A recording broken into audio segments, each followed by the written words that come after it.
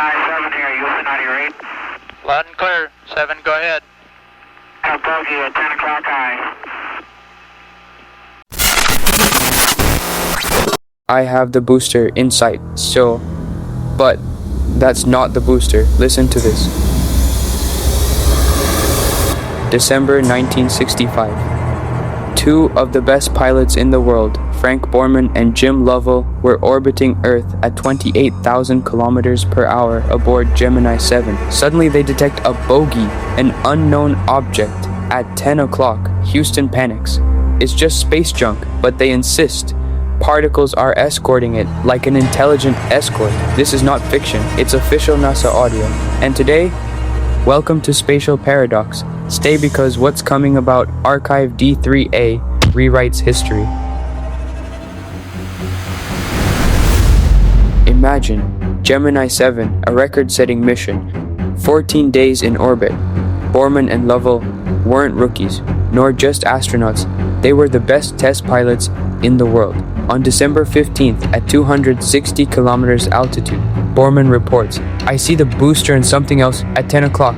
Lovell confirms small particles are surrounding it. They move with it. Houston responds quickly. It's your own fuel rocket, ice crystals. Sounds convincing? To a test pilot, no. Debris doesn't escort your spacecraft. It doesn't have dancing particles around it like drones. Listen to the original audio recovered from archives.gov. Gemini 7 here, Houston out of your 8. Loud and clear. 7, go ahead. Have bogey at 10 o'clock high. This is Houston. Say again, 7. So we have a bogey at 10 o'clock high. Roger. Gemini 7, is that the booster or is that an actual sighting? Say again, 7. So we have several, looks like debris up there, actual sighting. You have any more information, estimated distance or size? But we also have the booster in sight. Understand you also have the booster in sight, Roger. And we have very, very many, looks like hundreds of little particles going by from the left out about 3 to 4 miles. Understand you have many small particles going by on the left. At what distance? 4 miles large, looks like perhaps a vehicle that's disintegrated. Roger, understand they're about 3 to 4 miles away. They're past now, they're going to polar orbit. Roger, and understand they were about 3 to 4 miles away. Try the period line, or further. Roger. Gemini 7, Houston, were these particles in addition to the booster and the bogey at 10 o'clock high? I have the booster on my side as a brilliant body in the sun against a black background, and with billions of particles around it. Roger, what direction is it from you? It's about at my 2 o'clock position. Does that mean it's ahead of you? It's affirmative, ahead of us, 2 o'clock, slowly tumbling. Roger. For 60 years, NASA called it space junk, but in 2026, the Pentagon files tear that apart. Why?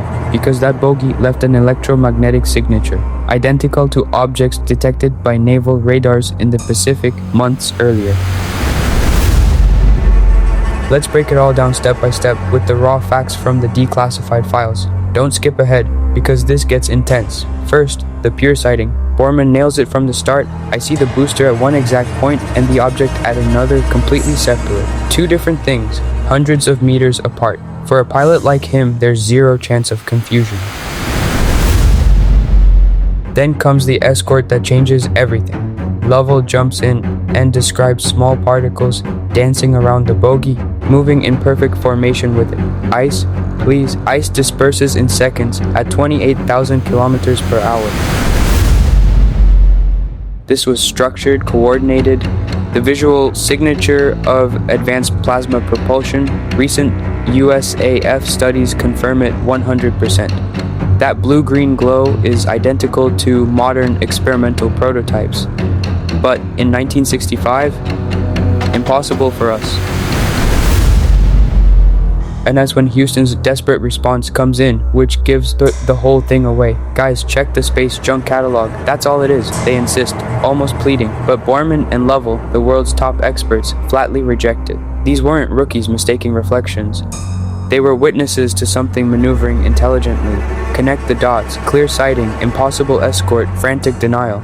The official ice crystal's explanation collapses like a house of cards.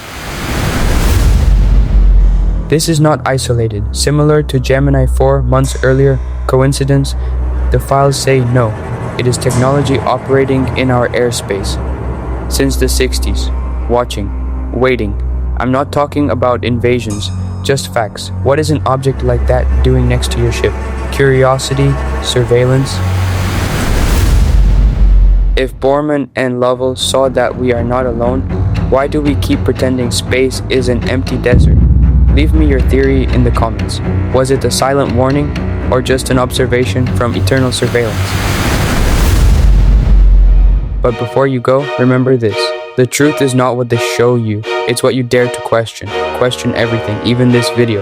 Explore beyond. I'm Eduardo, and this is Space Paradox.